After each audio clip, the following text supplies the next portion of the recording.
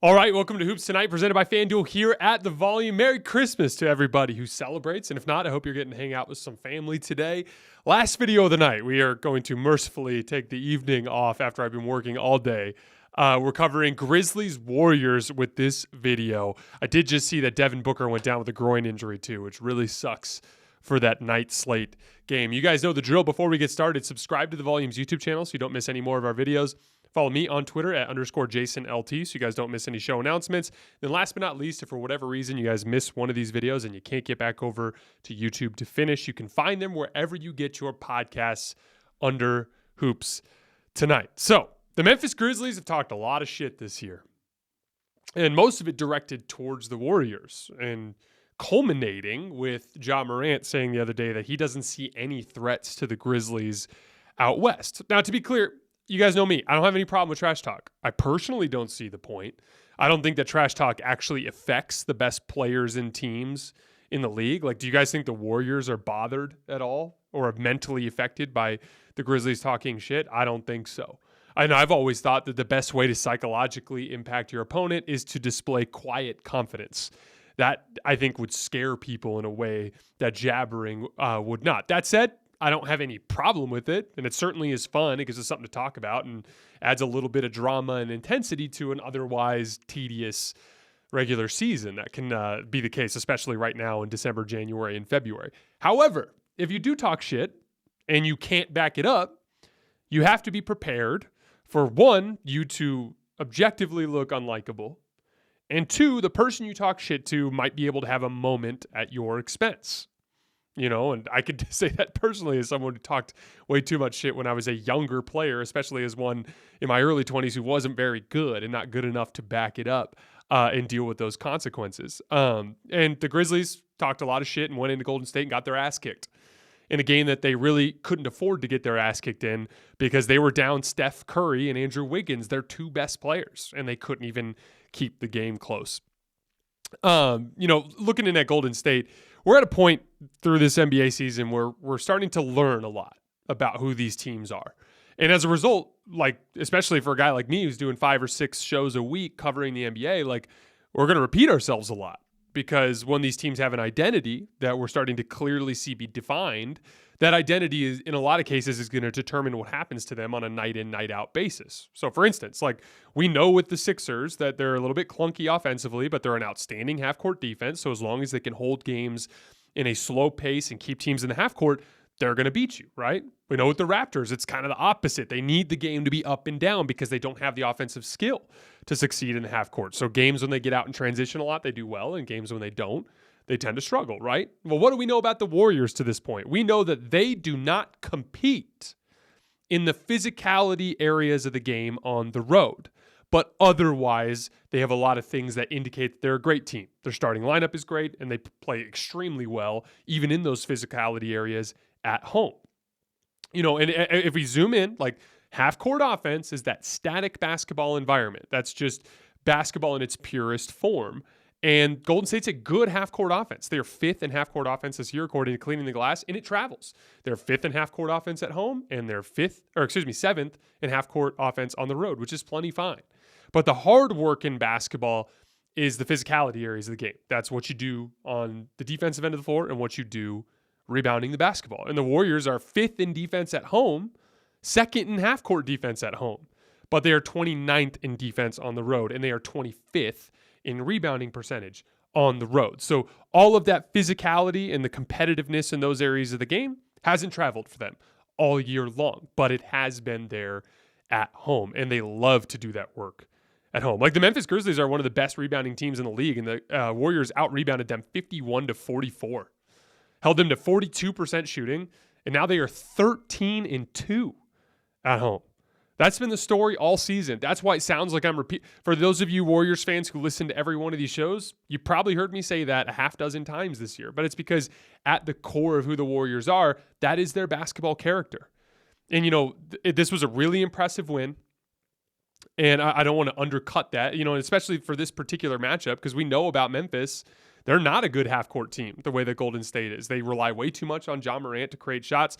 Desmond Bane is supposed to be the guy that helps that, but he got hurt, and he's only been back for 2 games, and he's clearly working through his rhythm. He didn't play well tonight or the last game that he came back. So they're constantly trying to get out and transition and beat you running the floor, or beat you on the offensive glass with their physicality because they're bigger and they're stronger than you. That's the way that they try to win. So it kind of confronts that specific weakness for Golden State. So it's important, and it's obviously encouraging to see them do stuff like this against Memphis because it demonstrates that they have it in them, but they will eventually, internally, have to confront the fact that they haven't traveled with that level of competitiveness. And I think it actually does start from the top. And I think, especially as we get down the tail end of the season when Steph comes back, it's going to be really important for Steph, Draymond, Kevin Looney, Andrew Wiggins, those guys to lead the way on the road to get the young guys to kind of meet them. The rebounding in this game was really impressive because it's not just the bigs, and this is an important detail because as the game of basketball has changed and more perimeter jump shots are being taken, there's a lot more long rebounds. It goes without saying. If you're shooting around by yourself and you're shooting threes and you're working on threes and you go through a stretch where you miss 3 or 4 in a row, you're running all over the gym chasing after those damn basketballs. And so it's not just about the big guys and their ability to grab stuff around the rim. You need guys crashing from the perimeter to secure those loose balls. Like everyone's complaining about Klay Thompson tonight, and he had a bad shooting night. He was 8 for 25 from the field, but he pulled down 9 rebounds, including 4 offensive rebounds where he beat a Grizzly to one of those long rebounds. Jonathan Kuminga, Anthony Lamb, and Ty Jerome combined for another 11 rebounds to pitch in. It kind of reminds me of that game we played as kids in elementary school. Remember 3 flags up where you throw the football in the air and everyone would be in a mosh pit and they jump and go get the basketball? It's like about who wants it more. And in NBA basketball now with all these long rebounds, it's about a 5-man unit and who wants the basketball more. But like I said, it's a fantastic win. Every win without Steph feels like 2 wins for this team, but they do have to find a way internally to address that issue on the road. A couple of quick specific shout outs. In that third quarter run, Ty Jerome did some really nice work in pick and roll. Started off on the left wing, came off a screen, defender went under, and he just rose up and knocked down a pull-up 3. You have to make teams pay. You run actions to get advantages. Teams can take away your advantages by conceding jump shots. So if you don't take those jump shots and show a willingness to make them, then there's no point to running offense because all you're going to do is try to run screening actions to get downhill into teams that are waiting for you there. You have to show a willingness to knock down pull-up jump shots. Ty Jerome started it with a pull-up 3, then he made a floater, then he made a layup all the way at the rim. He actually made a corner 3 later in the run as well, but that was some big-time production from him. And then James Wiseman. Everyone was celebrating his 30-point game the other night. I don't want to undersell that at all from the standpoint of like what it means as an accomplishment, because scoring 30 points in any NBA game, regardless of circumstances, not an accomplishment to just slough off. Like, you've got to acknowledge it for what it is. But the Warriors weren't concerned as to whether or not James Wiseman could put up numbers in sloppy NBA games.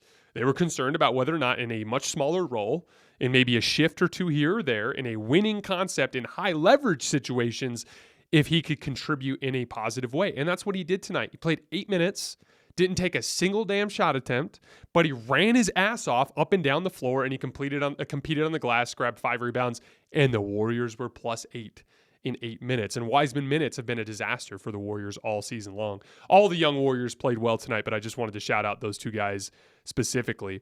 Then really quickly on Memphis before we get out of here for the night.